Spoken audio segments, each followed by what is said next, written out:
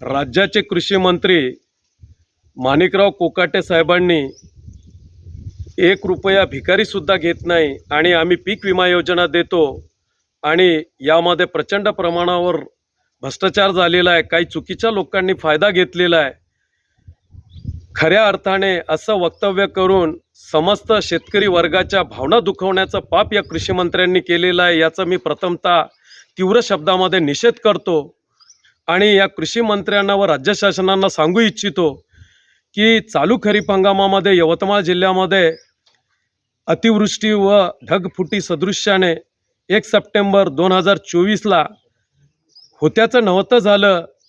एवढं प्रचंड नुकसान असतानाही शेतकऱ्यांना अद्यापर्यंत हा पीक विमा मिळायचा आहे, पण दुर्दैवाने आम्हाला हजारोंनी आणि लाखोंनी लुटलेला आहे शेतकऱ्यांना। त्याचाच परतावा राज्य शासनाकडून अजून घेणं प्रलंबित आहे आणि अशा पद्धतीचे वक्तव्य करून शेतकऱ्याला आत्महत्येस प्रवृत्त करायला लावणाऱ्या या कृषी मंत्र्यांनी तात्काळ शेतकऱ्याची माफी मागावी अशी मागणी मी स्वाभिमानी शेतकरी संघटनेच्या माध्यमातून करतो।